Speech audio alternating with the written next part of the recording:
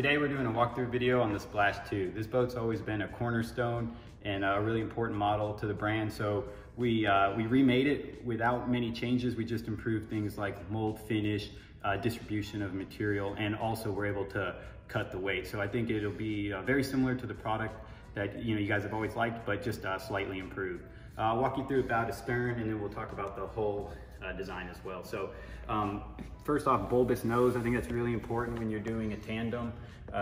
The bulbous nose helps to carry the weight of the front passenger. Simple strap down system, jackets. You can stuff your paddle in here. Also, we listened to customer feedback. We upgraded the handle. People wanted a better handle, so we upgraded that, listening to that.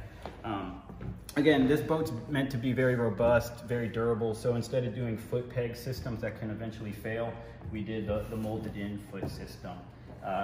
Then what's cool with this boat is we are including back bands with the boat price. We did a perforated foam, everything like we do hand sewn in the USA. Perforated foam is gonna breathe.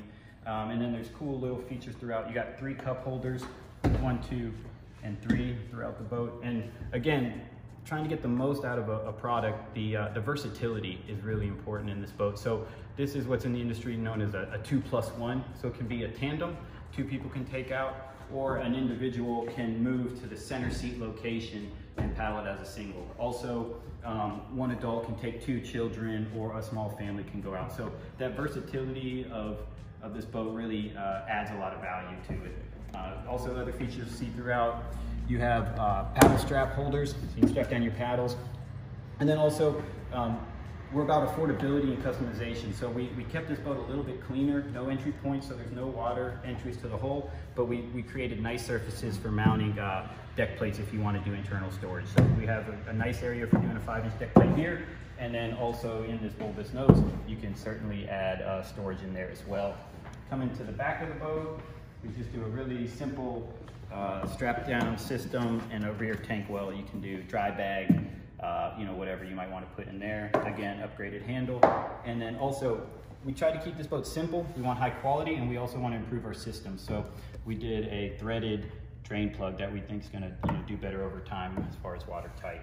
Going to the hull, again, at Crescent, everything we do is based on paddling performance. So what you'll notice, and it's really a signature design of Crescent, is we do a full-length keel system always. So we start with that. That's going to get us our tracking. Then we step that keel system out for stability. All this stuff's going to be at water level, acting as stability. And then we can also get a profile shot eventually, and you'll see that there's a really nice rocker to the design. What that rocker is going to do is it's going to allow for a 12-foot boat with this keel system that tracks well, but that rocker is going to still let the 12-foot boat be very maneuverable. So really excited about what we achieved with this whole design. It's been a staple in the Crescent line, and I think all we've done is improved on it and listened to the feedback that you guys have asked for. So really excited to bring it to you, and hope you guys enjoy it.